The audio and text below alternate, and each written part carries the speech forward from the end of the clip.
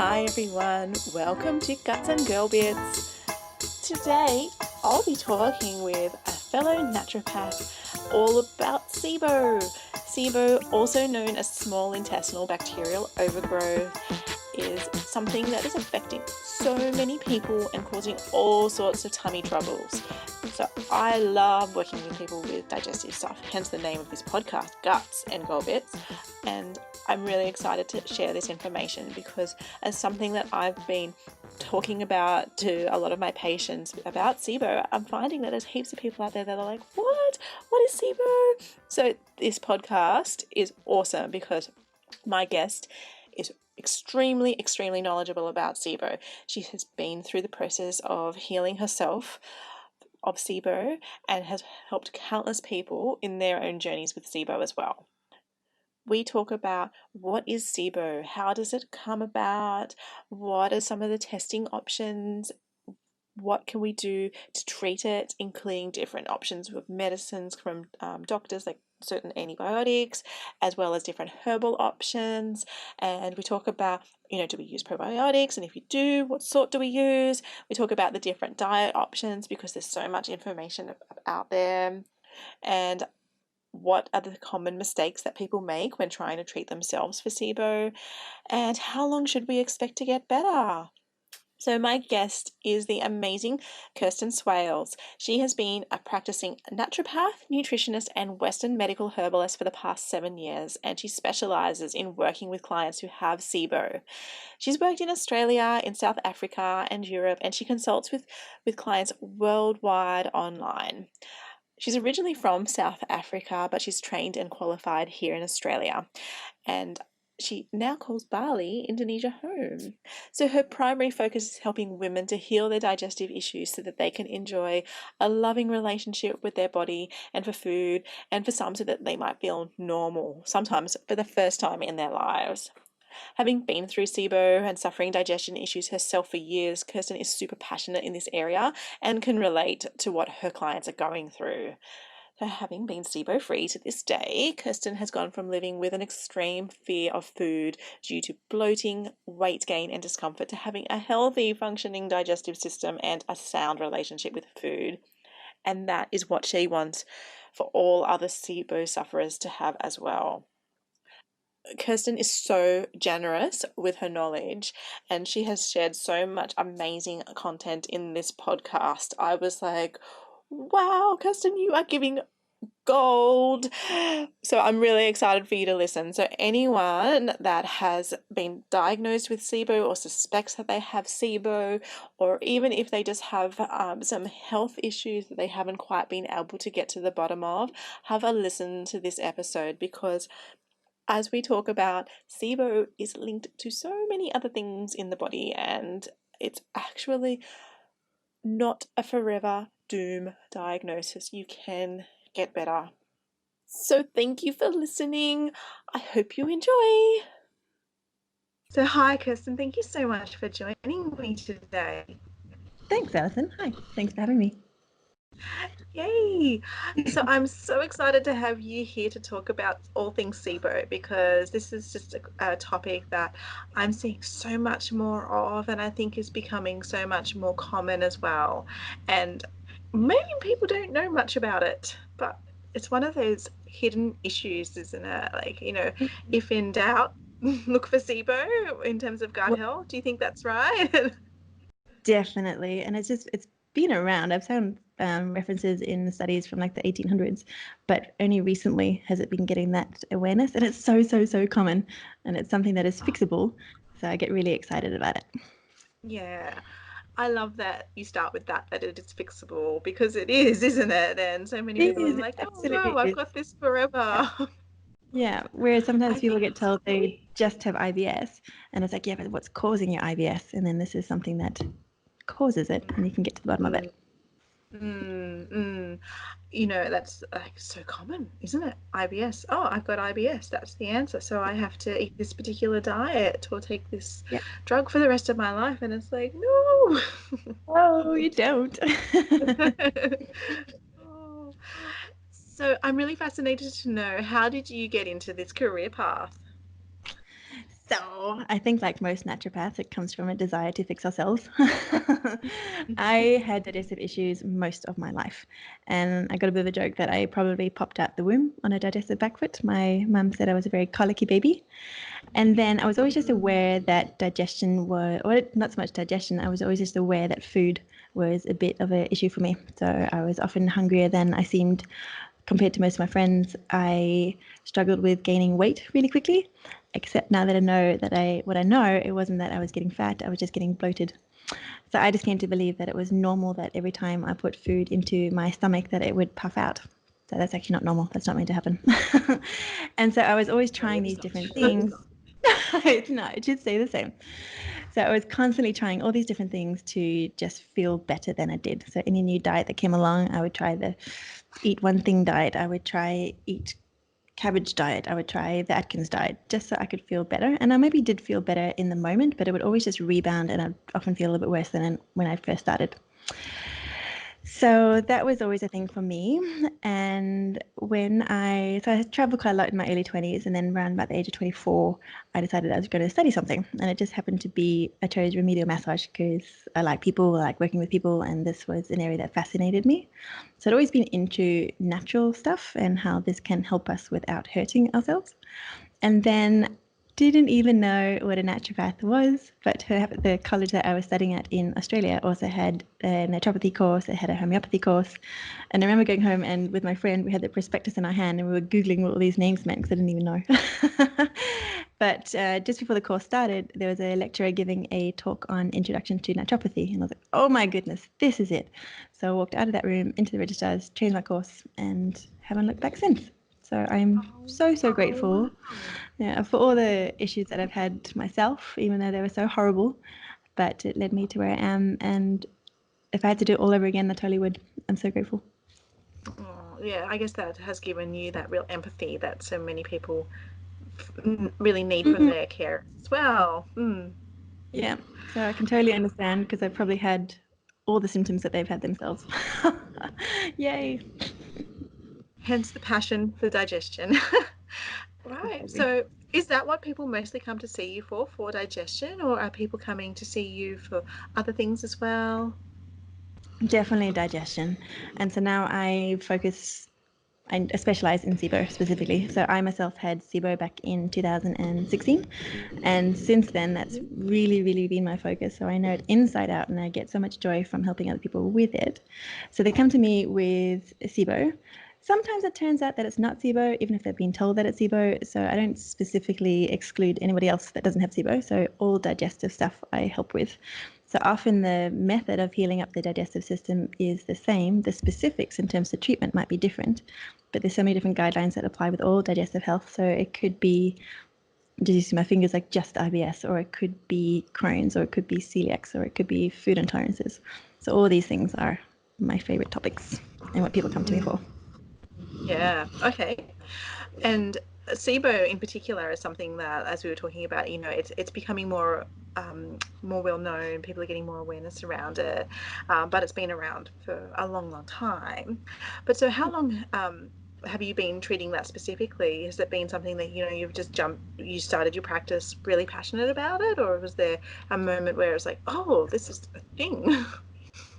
So it kind of evolved from my own journey. So when I Yeah. graduated as a naturopath, I knew that I wanted to specialize in digestive health because that had been my journey. And then when I got SIBO myself 4 years ago, then it became my sole practice because I know it so well because I've been through it myself and all the hundreds of people I've treated since then, I just know it so well and what to look out for, how to get better in the quickest and most enjoyable way because it doesn't have to be awful. SIBO treatment doesn't have to be awful. You just need to know what you're doing. And yeah, I really enjoy that. For the past 4 years and then Oh, digestive health for the past almost decade, I guess. Yeah. okay. Listening that don't actually know what SIBO is. So can we just backtrack a little bit and say what actually is SIBO? Sure thing. So it's SIBO, and that's the acronym for Small Intestinal Bacterial Overgrowth. So it doesn't necessarily mean that there's bad bacteria in your digestive system. It just means that it's in the wrong spot. So ideally, we want the small intestine to be relatively sterile in terms of bacteria, and then we want most of our bacteria to be in the large intestine. And there's different kinds of SIBO as well. So there's two main ones, and then there's a third one that's kept more attention recently. So you have your methane dominant SIBO, where your methane gases are highest produced by the methanogens, and then you get your hydrogen dominant SIBO. And then the third one that's come out recently, well, more focus on recently, is the hydrogen sulfide SIBO. So there's three different kinds there. And the hydrogen sulfide one is not something that I've heard of. Is that something that you pick up particularly with the testing, which we'll talk more about the testing later? So there's no specific test just yet that you can get. Mark Pimentel from Cedars-Sinai is working on it, but so it's more of a process of elimination from the other tests, and then also taking a really good case history, and then you can find out more about this one. There's certain kinds of bacteria that release the sulfide gas, like your D. sulfibrio and your Bilophila wordsworthia. They're the most common ones. But it's that stinky gas. It's that rotten egg smelling gas. They produce that. Interesting. Okay, great. So let's talk about some of the symptoms of SIBO. What are some things that people should be looking out for that might go, maybe that's related to me? There's so many. So the most common one for sure is the bloating, and the timing of the bloating is important as well. So if it's 1 to 3 hours after eating, then you can suspect the small intestine. If it's after 3 hours, then you might think of the large intestine. So that's definitely the most common symptom, but you don't have to have bloating to have SIBO. I've had clients before that no issues with bloating, but still have SIBO. Then also there are issues with your number twos. So it could either be diarrhea, it could be constipation, or it could be an alternating of the two. Then you also get your food intolerances. So lactose intolerance is definitely a common one. And then also an issue with foods like the FODMAPs, which are your fermentable carbohydrates in certain foods. Onion and garlic would be the biggest two triggers for sure. So it's often an issue with digesting and breaking down the fibers in the foods. And then the fiber is the indigestible part of a plant food, so in your carbohydrates. So those would be the biggest ones from there.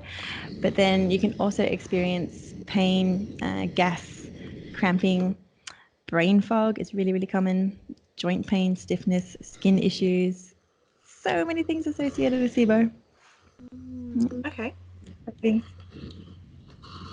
Wow, so sometimes it could be something that you wouldn't even think is related to your digestive system, but then turns out it actually is. I guess so that's, much sounds good. yeah, the gut's just connected to so many things, isn't it? Okay. Yeah. So why are people actually getting SIBO in the first place? Someone asked me on my Instagram a little while ago what I think the common cause of SIBO is, and I say stress. And that could be physical stress, it could be mental stress, or it could be emotional stress. So SIBO is a condition, and SIBO is an underlying cause of things like IBS. But then what went wrong to allow SIBO to get there in the first place? Because our bodies are so amazing. It's this amazing organism that is so well adapted at keeping everything in check and functioning by itself. But for SIBO to have got there, there's got to have been a breakdown in a protective mechanism somewhere along the way that allowed it to get there. A really common cause is food poisoning. So a lot of people can pinpoint it on that holiday to Mexico where they had a funny mojito and now they've got digestive issues. So food poisoning can do things with our digestive system, and then somehow the bacteria is allowed to migrate up into the small intestine. And once it's in the small intestine, you have to take steps to get it out. So that could be, we'll come to this later, I'm sure, but the antimicrobials or pharmaceuticals or the elemental diet. So that's a physical stress that can cause the SIBO, but really underestimated is the emotional stress as well. So if we are constantly under pressure, and no one likes to think that they're stressed, they really don't. But if you could take like a little minute and just look at yourself and how you respond to the stressors in your life. So say someone scratched your car and you didn't even really care, that might be pretty low on the scale. Say you went to the shop to buy an avocado and they were out of stock and you burst into tears. It would probably that your stress response is a bit on high alert. If you're just having panic attacks, then you might be at a 10 out of 10. And just wanted to bring that up is because when we're in the stress mode, we tend to be in what we call our sympathetic nervous system, which is also called our fight and flight. And then when we're in our sympathetic nervous system, our parasympathetic nervous system, which is our rest and digest, gets shut down. So what that means is that sometimes our stomach acid doesn't get produced at the right amount, or our stomach is constantly contracted. Like just if you get a fright, you can notice that you're and then your stomach will be contracted. So the peristalsis couldn't happen, so things don't move through as effectively. So that would be really common. But in terms of like the physical thing, for sure, there's food poisoning and then a history of antibiotic use. It could be back from when you were 2 years old, unfortunately. Things like this are probably out of your control. So it's always lovely to find your underlying cause for getting SIBO in the first place, but also knowing that sometimes there might not be one specific thing. So for myself, I probably can't relate it to one specific thing, more like a accumulation of things going wrong from birth, pretty much. So then it's looking after your whole digestive system to get everything, and there's protective mechanisms back in place, and then you can keep it away. That's Okay. Beautiful, thank you. So I think that's really interesting, linking it to that sort of relative stress, isn't it? And how some people would say, oh, I don't have that much stress, everything's right, but it really comes down to how they feel about it and how they Exactly. react. Yeah. So if you're waking up at 3 a.m., definite sign that your adrenals are a little bit fried. So our adrenal glands help us with our stress hormones, so adrenaline and cortisol, which is really important because if someone is pointing a gun at you, you need to make so the cortisol will help us make those really quick decisions about which way to run, what do we do. So we need this one, but when it goes into prolonged stress, that's when it becomes a problem. If you've ever seen a zebra getting chased by a lion in the wild, while they're getting chased, they're in full-on sympathetic nervous system fight or flight. But if they manage to get away from the lion and see the lion eating a different zebra, they switch back very easily into their parasympathetic. So they go back into the rest and they digest. So you'll see them eating grass happily, no problem. And then the biggest stressors, they say, studies have even backed this up, the biggest stressors that we have these days is deadlines, so deadlines at work, and bills, so if we receive a bill, and then also even low batteries on our smartphones. So we know for sure. Yeah. It's so funny. So we intellectually know that these things won't kill us, but our body will go into the same protective mechanisms as if it would. So it goes into your sympathetic nervous system. So digestion shuts down. Huge cause. You know, I mean, for me, I've got a really good life and things stress me out. And it's the stupidest things. It's things like my son won't put his socks on in time. So, Yeah. that's sort of those little things. And yeah, maybe my adrenal glands need a bit of nourishing. Who Like, knows? But it's so relative. It's how you feel about the situation. yeah. And then also in our digestive system, we've got the enteric nervous system. So enteric relates to your intestines, and there are more nerve endings in your enteric nervous system than there are in the spinal cord. So if you've got digestive issues and you're constantly being triggered by your enteric nervous system, say with food intolerances, that's going to overstimulate the rest of your nervous system as well. For sure. Mm. I don't think people realize that, do they? But I'm so glad you're talking about it because you've got to do work on the gut to treat the nervous system, and you've got to treat the nervous system to treat the gut. I know, and it's so wonderful when it all comes back into balance. And it's kind of, I see my clients go through the process, and then when I'm doing my last consult with them when they're better, we go through the intake form and compare whether how far they've come. And they're often, it's so wonderful to see that they forget how stressed they used to be, or they forget how scared of food they used to be. And that's when you know that, God, that's amazing. I love it. I love it. I love it so much. Very satisfying for both of you, I would imagine. Yeah, super cool. So that's really interesting. So the SIBO has this massive connection with our mental health because of the nervous system and all. We've got all these neurotransmitters being made in our gut, like our serotonin, our dopamine, and our GABA. They're all coming like from healthy gut. We need that for our healthy neurotransmitters. But what about other sorts of conditions? Are there other sorts of health conditions or other seemingly unrelated symptoms that we can link to SIBO?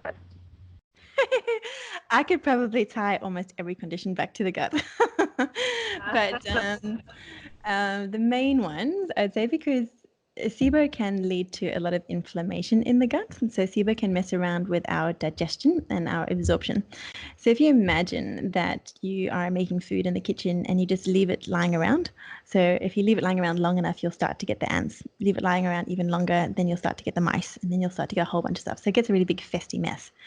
So if that's happening in your digestive tract, just imagine the kind of bacteria that you are attracting and the pathogens that you are attracting, and it crowds out our good stuff, which usually controls that. So then that can lead to a lot of inflammation in the digestive system. And then inflammation in the digestive system, if it goes on too long, can lead to inflammation body-wide. So most conditions to do with inflammation, so almost anything that ends in an itis, so like arthritis, dermatitis, the itis relates to, even hepatitis relates to inflammation of. So all those conditions for sure. Then acne is a big one. I used to have horrendous skin. It was so bad. And then back when I was in college, it was okay. And then learning what we know, I came off the contraceptive pill. My skin just exploded. And then I was managing it a little bit with different herbs. And then I went vegetarian for a period of 6 months because it was heralded as the most healthy diet. It's like, okay, this is going to make me feel amazing. I'm going for it. So I went full vegetarian for 6 months. But I felt so awful because at that stage, I didn't have the digestive system strong enough to handle it.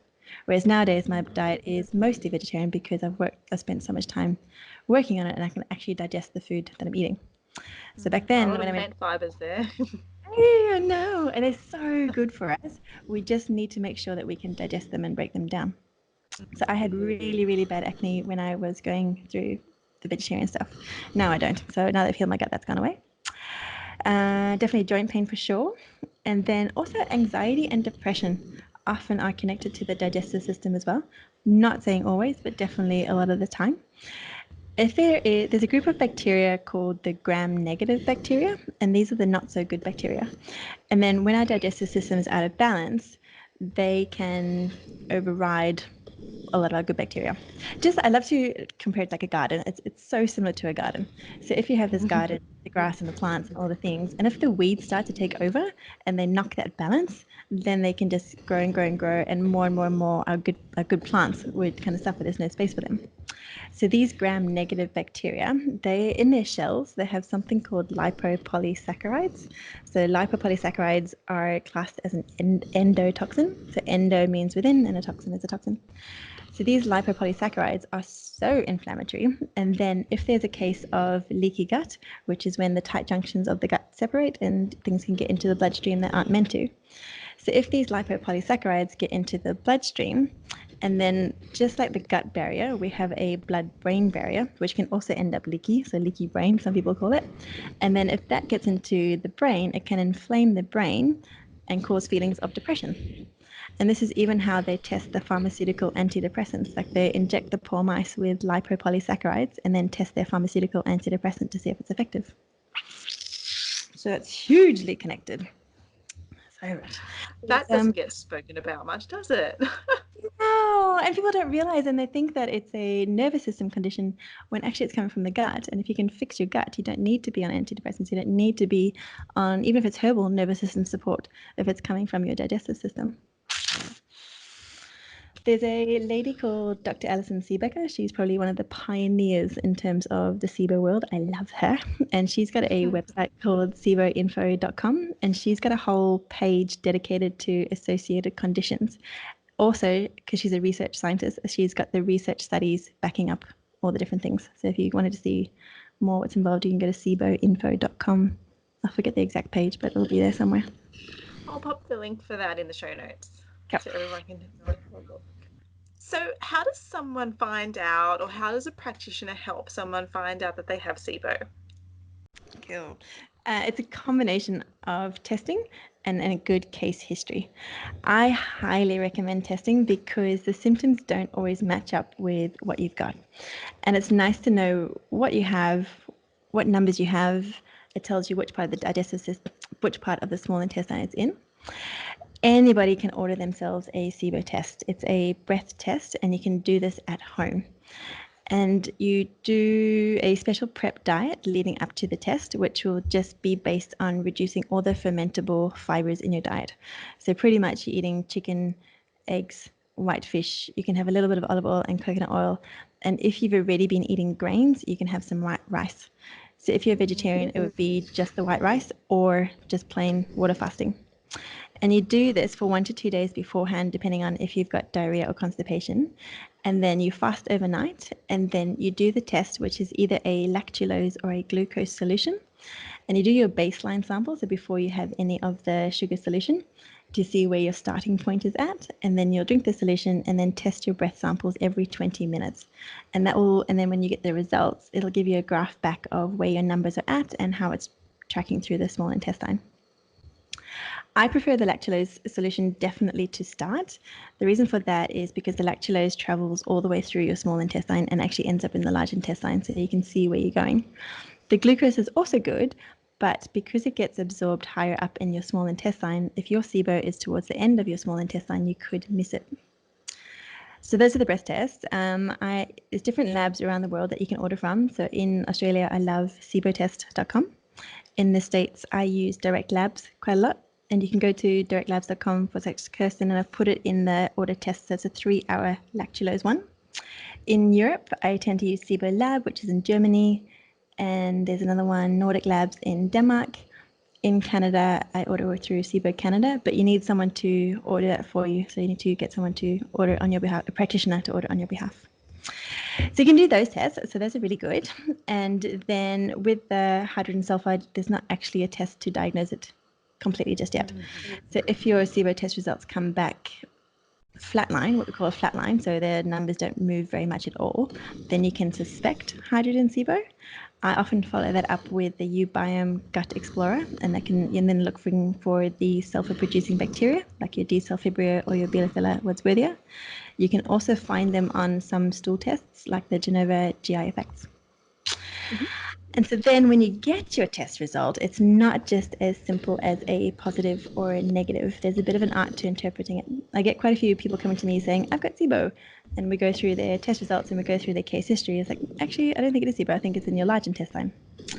So one thing I always look for is the baseline of the methane. And I look at the methane first, because if you look at methane, what's the scientific thing? Like the CH4 stands for methane. So that's one carbon molecule and 4 hydrogen ones. So if your methane is dominant, then the methanogens can actually eat the hydrogen gas. So it gives a false-ish sort of reading on your hydrogen numbers. So I look at what's going on with methane first. And then if it's a baseline of 5 and above, then I consider large intestinal bacterial overgrowth. And you can have both. It doesn't have to be one or the other.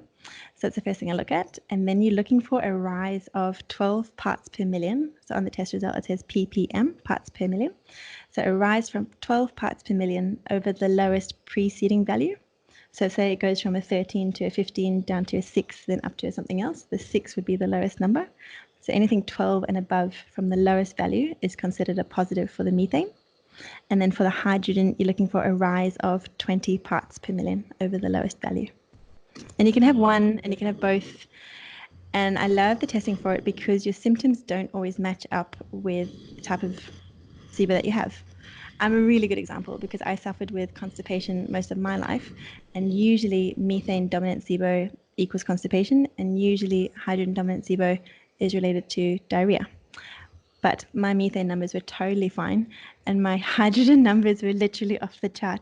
They went up, up, up, up off the paper and then back down again. So if I had just gone by my symptoms, I would have used the wrong treatment protocol. I would put in all that work without actually achieving anything.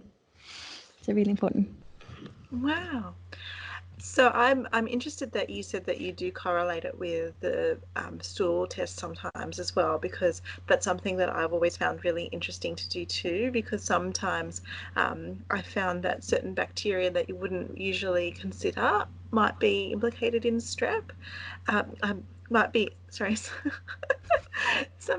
sometimes certain type of bacteria that you sometimes certain type of bacteria that you wouldn't have considered might be implicated. So one of those I found is strep. Have you ever seen that? Streptococcus coming from... Yeah, lots of times.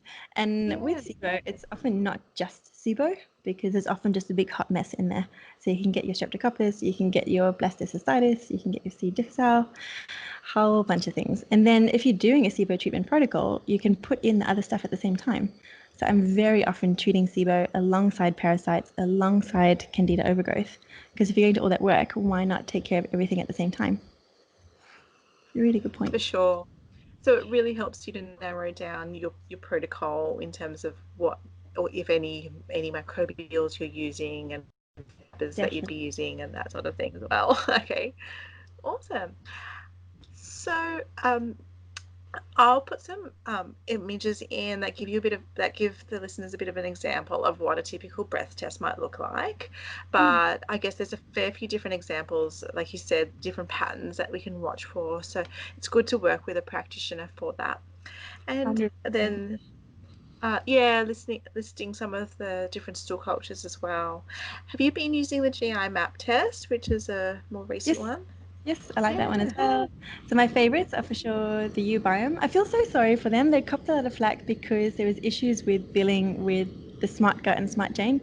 Nothing to do with the Gut Explorer. So the Gut Explorer test is the one that shows you your bacterial diversity at the DNA level. It's such a good test, and it's not even that expensive. It's only $89. So they're having some issues with that. So hopefully they make it through. And then other ones that I love, GI map for sure. And then I find of the stool test as well, the Genova GI effects is one of my favorites too. Yes. So I guess there's different tiers of affordability with that as well, with the GIFX being more pricey, Ubio being the least pricey, Yeah, GI and map sort of in the middle. yeah, and they show different things as well. So like the U biome will show Yeah. you diversity, which is so important. So we want like a diversity of 80% and above. I see people sometimes coming in at 14%. And so sometimes that lack of diversity in your large intestine is causing all the symptoms that sometimes people think is SIBO. So it's really important to have that diversity. It's like number one, I feel. And then whereas a GIFX will show you also things like your inflammation markers, which the U biome wouldn't. And then your GI map is really good for parasites. So love it. Yeah. Right. Okay, cool. Mhm. So we've found out that someone has SIBO, or Mhm. someone's found out that they have SIBO. Yeah. What do we do? We get rid of it. So there's different Yes. options. Yeah, definitely. Once you have it, it's not going to go away by itself. So going really healthy with your food, you can help to manage your symptoms, but it's not going to clear it. So once it's got itself into the small intestine, then you need to take steps to get it out. And that could be the pharmaceutical route. So there's different antibiotics. The main ones are rifaximin and neomycin. So rifaximin for the hydrogen, and then if it's the methane, it's a bit harder to treat. So they go in with the rifaximin and the neomycin. Then my favorite for sure is the herbal antimicrobial route. And then there are specific ones for different kinds of SIBO. Again, why it's so good to test. So for your methane dominant SIBO, the Alimax product is really good. And then for your hydrogen dominant SIBO, you want the berberine containing herbs. So you can get berberine supplement by itself, but then there's also herbs like philodendron or golden seal. They're really good. And then there's a third method, which is the elemental diet. I've only used that on 3 of my clients so far, and I've seen hundreds and hundreds because the herbal antimicrobial I feel is the most effective.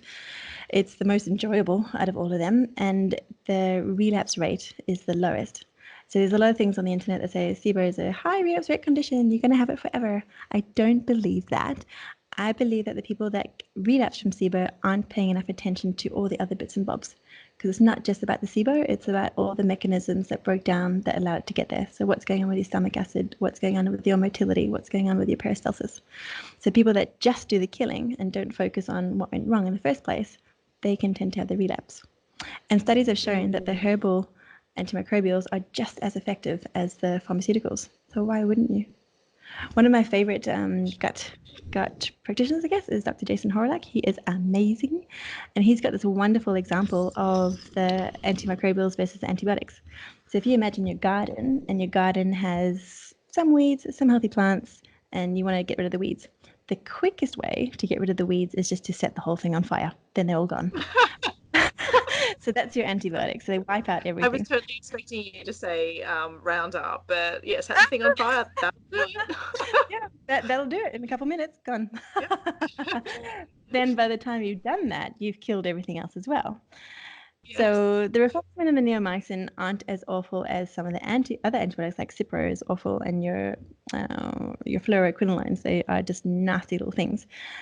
So the rifaximin and neomycin aren't as bad as them, and they say that they are more localized, but they still kill off some of the other stuff. And then if you were to go in with the herbal antimicrobials, in this example of the garden, it's like you are selectively pulling out the weeds. So by the time you finish, you've got no weeds, but you've also still got your really good healthy plants.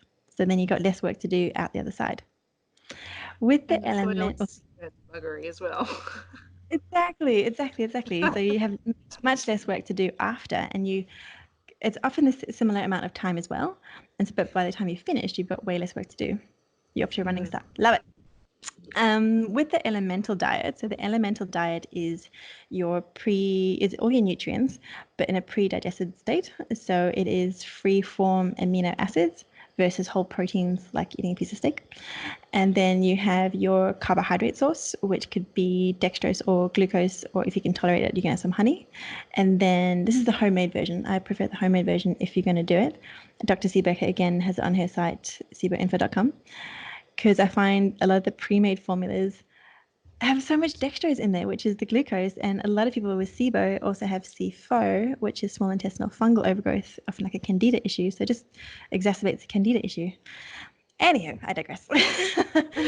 So you can also add in your vitamins and minerals, and you would need to do that for 2 to 3 weeks. So all the studies show it's effective in cleaning the SIBO.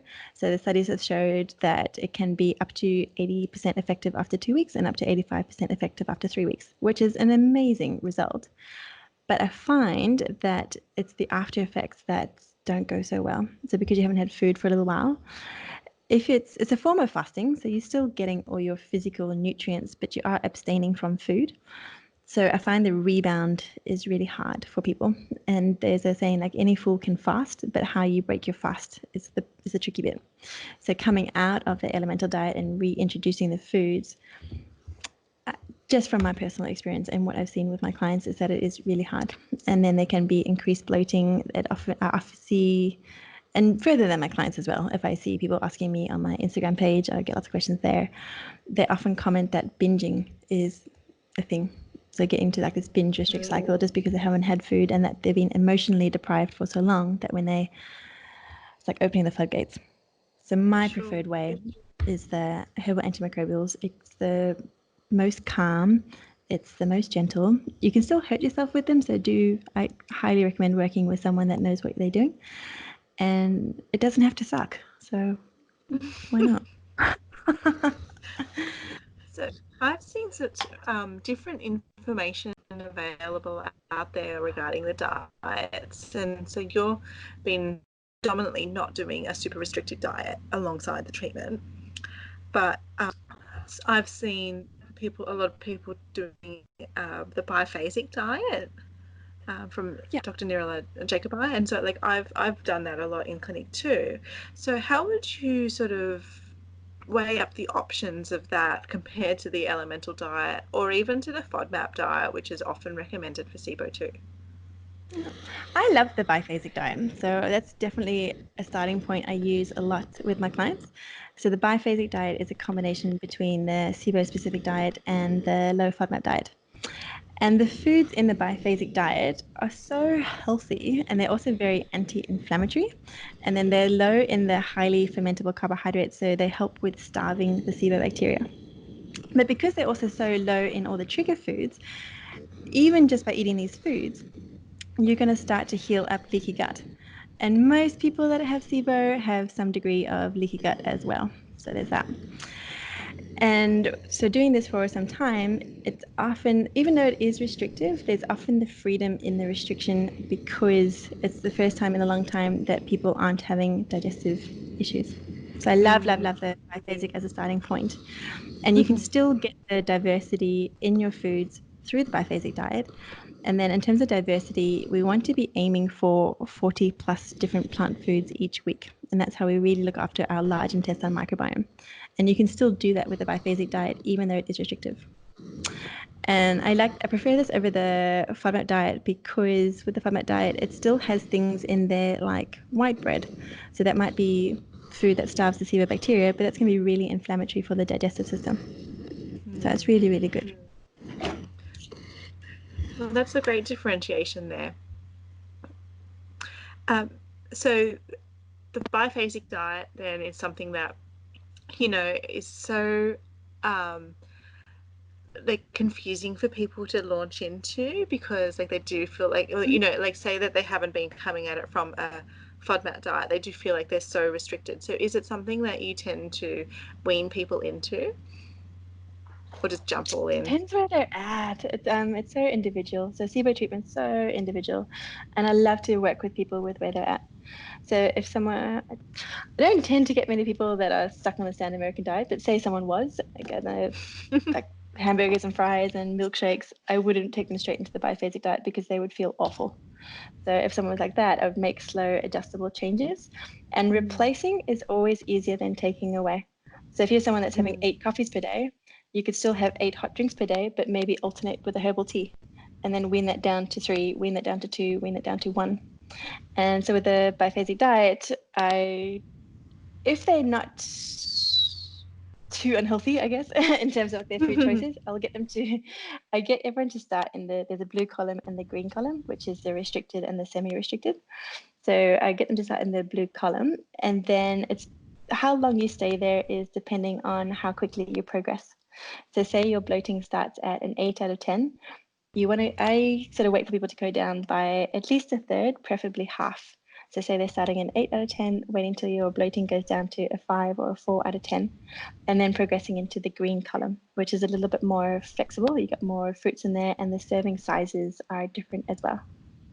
And yes, it's restrictive, but the more you put in, the more you get out, and the quicker that you'll get better. Just like if I was to fall off my bike and scrape my knee, if I mostly left the scab alone, just picked it once or twice a week, just a little pick, yes, it'll probably still get better, but it takes so much longer. So why not just get it all done? It's healthy food anyway, and it's going to take care of your SIBO, it's going to take care of leaky gut, it's going to take care of inflammation in the body. So it's so worth it. And there's so many people that are now onto the SIBO and providing SIBO recipes. Like Rebecca Coombs got the healthy gut, and she's got heaps of recipes. She's got hardback books. Is it Heidi Turner maybe? But even if you just Google SIBO recipes now, there's so many, and it's healthy food, and you don't have to have SIBO to eat them. So if you have a family, you can cook this food for everyone, and they probably wouldn't even notice if you didn't tell them.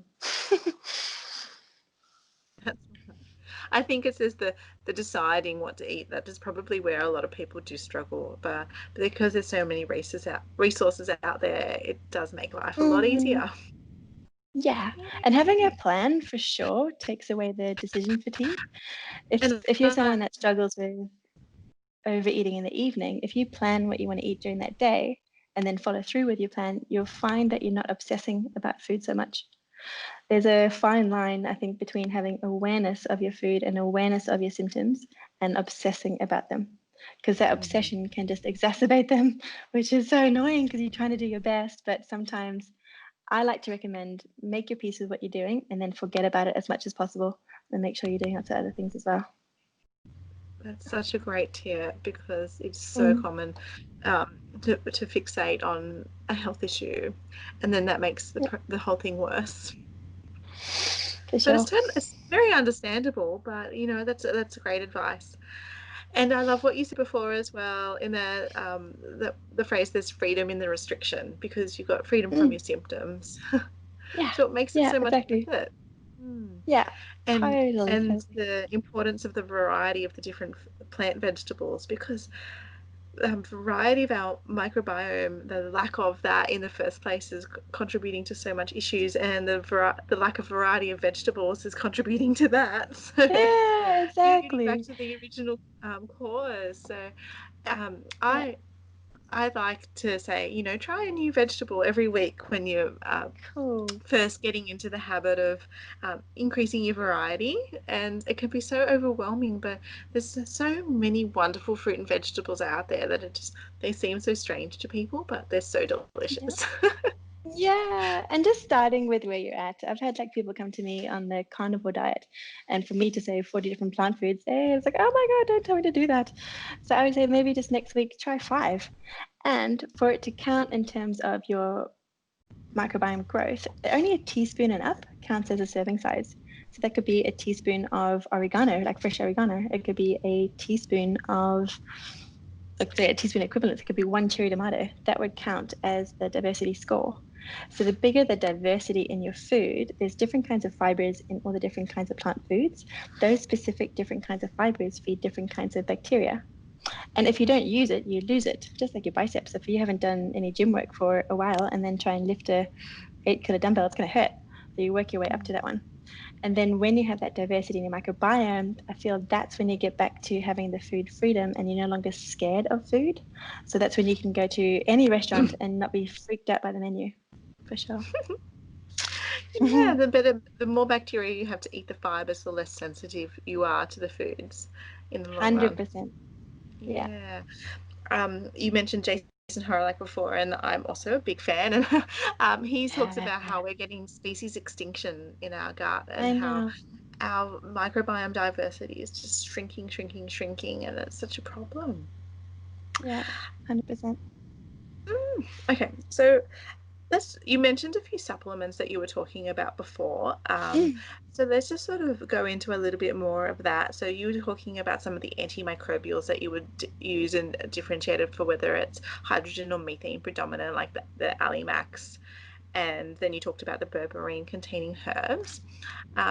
So what about working on things like the migrating motility complex and peristalsis? Sure. So there's a couple of different products from there. So motility is how well things are moving through our digestive tract. And there's different stages too. Like your motility through your small intestine can be really fast, but then your motility through your large intestine can be very slow, or vice versa. So products like Iberogast, I love Iberogast. That is a form of prokinetic, and it's also got other things in there that help with our stomach acid secretions and help with our liver and our gallbladder. So I love that as a product. It's available worldwide. There's also a product by Pure Encapsulations called Motil Pro that I really like, and that contains something called, it's got ginger and then also 5-HTP, which is the precursor to serotonin. So serotonin is a natural prokinetic too. Again, why we want our bacteria, because then we naturally produce it and we have enough. So those are really good forms of prokinetics. I also bring in other things all of the time, depending on the person. So digestive enzymes can be really helpful, even if it's just while you are naturally repairing the body to make its own. So in the small intestine, we have the villi and the microvilli. They're kind of like these little seaweed things that release the brush border enzymes to break down the food. And if you want a visual, it's kind of like the fish swimming through the seaweed. So our food would go swimming through these little villi and the microvilli. But if your seaweed is dead, then the fish are just going to swim past and not get cleaned. So if your microvilli are like with inflammation, definitely reduces them. So the less microvilli that you have, the less brush border enzymes that you have. So your digestive ability will go down. So even while you're just repairing that, supporting yourself with digestive enzymes can be really helpful. Sometimes also betaine can help with your stomach acid secretions.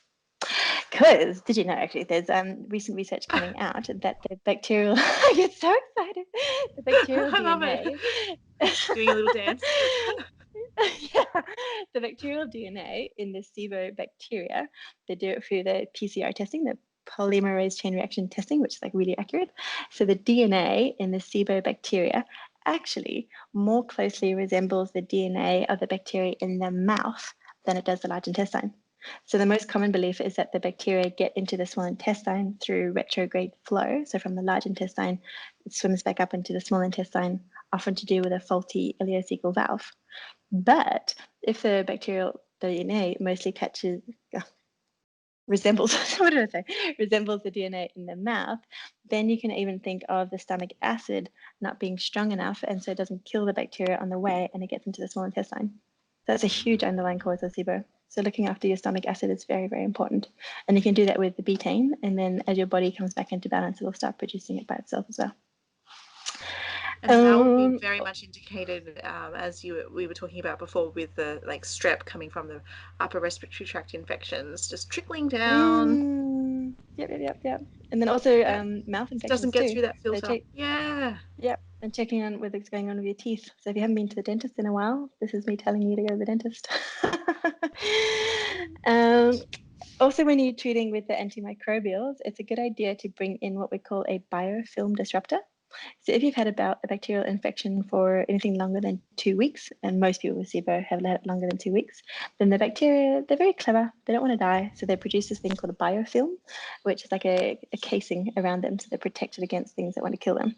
So a biofilm disruptor will come along and pierce this membrane and allowing the antimicrobials to really get in there and kill them. That's a good one. If I suspect CFO as well, or fungal overgrowth, i.e. candida, then neem is a really good product to bring in there too. Mm-hmm. And then also thinking about the things not to do with the digestive system. So if you are that 10 out of 10 under stress, definitely looking at adrenal and nervous system support. Because if you're in a constant fight or flight mode, then you won't be able to get into your rest and your digest repair mode. So it always needs to be addressed. Ah, yes. I mean, for anyone that's listening that's not a practitioner, they're probably like, oh my God, there's so many things. But I guess that's where someone like yourself comes in and just fine tunes it. And like, this is your specialty. You're just like, yes, I know exactly what you need. Boom, boom, boom. Just narrows it down. It 100% can get overwhelming. I totally get it. And sometimes different experts say different things. And that doesn't necessarily mean that one is right and everybody else is wrong. There are multiple ways to get to the destination. You just can't go all the ways. Just like if you go on Google Maps and there's 4 different ways to get to where you want to go, you can't go all 4 ways. You need to choose one and get there. I love that analogy. Because when you're struggling with a condition for a long time and it's really affecting your quality of life, it is so common for people to just go onto Google and look up all the options and then, yep, I'm going to do all the things, but it doesn't do you any favors. No, if Dr. Google is your, what do they say? If your doctor's last name is Google, it's time for a second opinion. And even though it can sometimes be a financial investment, you're going to almost always you're going to save yourself money in the long run, because then you won't have these unused supplements that end up in your kitchen cupboard or under the bed, and you get to where you want to go faster. So it's usually either investing time or money. So if you don't have money, then I probably suggest finding a practitioner that you gel with and you like with and following their advice and investing your time into investigating as much as you can so that you can make yourself a treatment plan. If you do have money, totally invest in seeing someone that knows what they do, because you'll save yourself money and time. And you can't get back time. You can always earn more money, but you can't get back time. So true. So what are some of the common mistakes that you see people making when they're Not working with a practitioner. Okay. You know one. The Facebook groups, for sure. I did it myself. It was a mistake that I made myself. So when I first got diagnosed with SIBO, I wanted to learn, and I was a naturopath already at the time. So I had so much knowledge on the digestive system, but it was just a whole new world. It's like, what have I got? And then I went into the Facebook groups and just to see what everybody else was doing. And I thought my life was over at the age of 32 because no one in there is getting better. And I was like, oh my gosh, my life's over. I'm doomed to have these digestive issues. I'm never going to be able to date again. I'm never going to have a family again. Because people that in the Facebook groups are following everybody else's advice. And what works for Susie could be different what works for Jane, could be different what works for Rebecca. The causes, even if the symptoms are the same, the causes can be different. So even if it's saving up to, at the time I was in debt, but I saved up and I booked a session with Dr. Hordak just to uncross all my wires. So I did so much research behind the scenes. I came up with what I thought was a plan, and I just wanted to have someone tell me, okay, yes, go with that and tweak it. So for sure, getting stuck in those groups, I don't recommend it. It's very gloomy and people get quite depressed in there. So that would be a big one. And then trying to do all the things would be another thing. And then I often even see people doing the right things, but not at the right dose or for long enough. So they started getting on the right track, but maybe didn't follow through enough is a common one too. And then also thinking that, or like continuing to eat if trigger, because it's just a little bit, it won't hurt. Probably will. Yeah, if you got that much of a reaction to a food, then even a small dose. Yeah. But and that's even such a Mm. So another big mistake. Another big mistake that I see people make is going into overkill. So thinking that because they still have symptoms, that they still have SIBO, and I just see them doing multiple and multiple and multiple rounds of the killing, but not enough of the restoring. So even though herbs are natural, if you overdo it and for too long, you can hurt your large intestinal microbiome, and then that can still cause the symptoms, even if it's not SIBO. Again, I'm a great case in point. So I managed to clear my SIBO in 3 months, which is great, but I still had symptoms. So I was getting ready to go again with another round of antimicrobials. I was like, I'm just going to test and see how much progress that I made. And it turned out I cleared my SIBO. I was like, oh, great. So I went into the repairing stage and I didn't have to do more killing. So I think it's a really great idea to retest after you've done your round of whatever treatment you choose, antimicrobials, antibiotics, elemental. So retest, see where you're at, and then go from there if you need to do another round or not. If you do need to do another round, yourself at least 6 weeks between treatment, for sure. Just for that chance for the gut to heal. Yeah. Yeah, or to start healing. So do you definitely recommend retesting? I do. Yeah. Unless someone's 94% better, then I don't. But otherwise, everyone else, yes. Just so that you know. Okay. And even if it's for peace of mind, because sometimes if someone's like, no, better, every time they get bloated, oh my gosh, it's SIBO back. And they eat a hamburger. Oh no, have I messed it up? It's SIBO back. And the mind is so powerful, and that just can cloud over everything as well. So even if it's for peace of mind, it's so worth it. Just knowing. Yeah, no, that's such a great point. So do you recommend 6 months?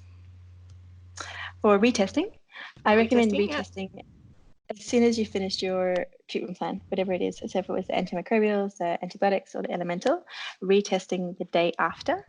And then if it's cleared, if it's for your peace of mind, if you find that you're catching yourself wondering if it's back, like a lot, if you're starting to obsess about it, then just for peace of mind, I'd retest in about 6 months. Yeah. Okay, beautiful. And what sort of probiotics are people usually needing to take? Like, are there certain probiotics that people shouldn't take while they're getting treated for SIBO? Most of them, actually, because just remembering that SIBO is an overgrowth of bacteria, not necessarily bad. So sometimes it can be an overgrowth of your good bacteria, like your lactobacilli or bifidobacterium. So most of the time, I don't bring in the probiotics until SIBO is cleared. Exceptions are there's a strain, Lactobacilli reuteri, which you can find it in the Protectus by BioGaia. And this one is really good at lowering methane levels. So if someone's got the methane dominant SIBO, I'll often bring that one in from the beginning. And then there's another yeast-based probiotic called Saccharomyces boulardii, and this can help to displace candida. So that one is quite helpful too, and that doesn't overgrow. Then once SIBO is cleared, it depends on the person and what they need. So not all probiotics are appropriate for all people. There's another strain, Lactobacillus plantarum 299V, and this is a very anti-inflammatory strain of probiotic. In Australia, you can find it in Ethical Nutrients IBS Support. Overseas, you can find it in Jarrow Formulations Ideal Bowel Support. That's often really helpful. And then I love the Biofilm test, so then I can really see what people need and go from there. And also different strains, just like pharmaceuticals. So say for like an antidepressant, it's probably not going to help with a headache, and a Tylenol is maybe not going to help with depression. So different probiotic strains can be beneficial for different symptoms in the body. So if someone gets recurrent sinus infections, then you might look at your Lactobacillus rhamnosus. So there's different strains that you use from there. And it's actually the prebiotics that are more important in repopulating your gut bacteria. So probiotics are pro-life, and that's your strains that you get in the little bottles. And by nature, they are transient, which means that they would stay in the body for 3 or 4 days and then pass through. But then your prebiotics are like your nutrients for your soil. So the more healthy your soil, the more likely the plants are going to stick in and take hold. So on your little probiotic bottles, you'll notice that there's like 10 billion CFUs, and the CFU stands for colony forming unit. So you want your little bacteria to be happy enough and in a nice environment enough to stick around and form a colony. And then it becomes like a self-regulating machine. Favorite prebiotics, there's partially hydrolyzed Guar Gum. Again, that's helpful in reducing the methane levels, so I can bring that one in quite soon. It tends to be the most well tolerated as well. And with pre and probiotics, slow and steady is absolutely the way to get there faster. So I often start my guys on 1/4 of a teaspoon and then build up from there. Yep. Okay, beautiful. I'm also a big fan of the Guar Gum as well for Sibo. It's a good one. Other ones are like acacia gum. You get your FOS, your moss, your goss, inulin. There's a bunch of different ones, and you can mix them all together. And this can be like a long-term addition to your diet. It's just like eating lots of different vegetables. It's really, really helpful. Yeah, for sure. Beautiful. So, in your experience, how long does it usually take for people to get to a point that they're feeling quite better? It's so different. And again, what you put in is what you get out. So you could clear your SIBO in 6 weeks, but then it depends how long you've had it and how intense it was. So sometimes people clear the SIBO in 6 months, we do a little bit of gut work, and then in 3 months they're off on their merry little way, which is amazing. That's not super common though. So with myself, I managed to clear my SIBO I retested after 3 months, so it might have been sooner, but it would probably be like a year after that I could feel healed. And for me, the definition of healed is forgetting how sick you were. So it's you're starting to realize like, it's been ages since I've been bloated. I can actually eat all these things without getting any pain. I'm not freaked out by going to a restaurant anymore. So that's my definition there. But the average, I'd probably say you're looking at about 6 months, and sometimes it can be longer. But it doesn't mean that you feel awful for the whole 6 months. So you could feel significantly better in like 6 weeks, and then it's just a slow progression. I kind of find like the 80-20 rule. So you can feel 80% better in 20% of the time, and then spend 80% of the time getting that last 20% better. Different for different people. That's a great rule. I guess because you're doing so much of the mop-up work afterwards, like you've got that intensive period at the start where you're removing the infection, and then it's healing and repairing after that period of time, which I guess, you could think of it as maybe that's the bit of the boring stuff, but it's so integral. Yeah, it's so important and slow It's what and makes it steady. And stick. yeah, the slower that you go, the faster you'll get to the destination for sure. But you don't have to wait to work on the microbiome and all the other things. So when you do like the biphasic diet, and if you're working on stomach acid at the same time, you can do that alongside your antimicrobials. So it's just so much easier when you get there. And the diversity in the foods through the biphasic diet really helps to heal up leaky gut, even before you go in with things like glutamine. So, diversity, so key. Wow. Okay. So, what's your take-home message for everyone that's listening? There could be so many, but probably my biggest one is that you can absolutely get better from SIBO. You don't have to just have digestive symptoms for the rest of your life. And just that if you do have them, doing the test to find out for sure if it is that, and then you know what you're dealing with. And then if you can, just investing in yourself and working with someone that knows what they're doing, even if it's just at the start to get like a guideline, you'll get better so much quicker. And don't rely on the Facebook. Awesome. Great. Yeah. So, by the time that this comes out, I believe that you're going to have an exciting course available. Do you want to talk a little bit about that? Yes. So I've been thinking about this for the last 2 years. So I'm finally just about to launch my online course. Name is yet to be decided, but at the moment I'm calling it Free Yourself from Sibo, and it's the online version of what I take my private clients and my group coaching clients through.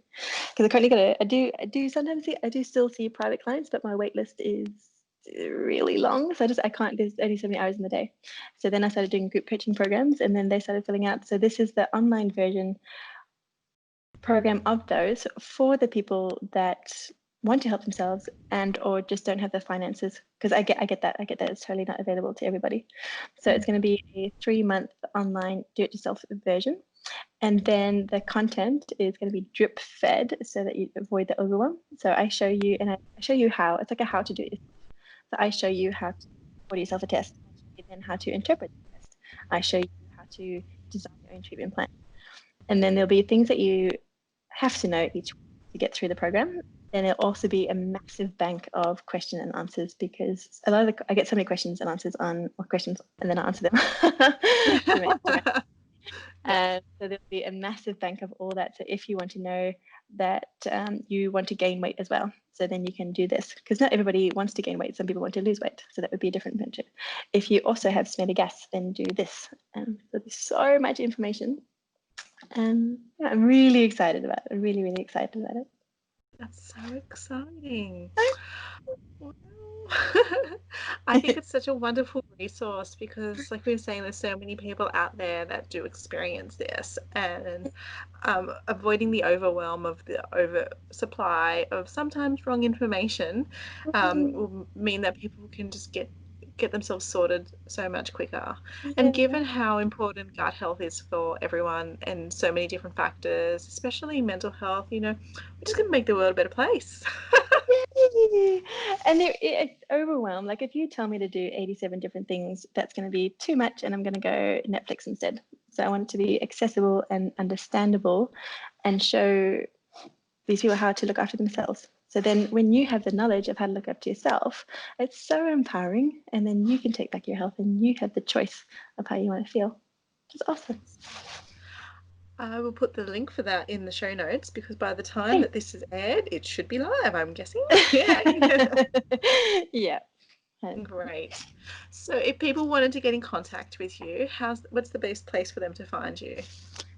I am most active on Instagram. So my Instagram name is Kirsten Swales Naturopath, which I get is hard to spell. So I'm sure that will be in the show notes too. And then my current website is just my name, kirstenswales.com. But I'm also just about to launch SiboClinic.com, because I'm going to bring on some more naturopaths as well to help me with my private client load, because I just can't see everyone at the moment, so that's quite exciting. And then to get in touch with me by email, best is through my assistant. She manages everything, and that's admin@kirstenswales.com. Awesome. Thank you. Oh my gosh, you are just so amazing to talk to about Sibo. You've got all this knowledge and you make it so easy to understand. So I'm just so excited to put this podcast out there and have everyone learn from you. So grateful. Thank you. Thank you so much for your time. It's been such a pleasure. Thank you for having me. You're so welcome. So bye everyone. I hope that you've enjoyed today. Bye.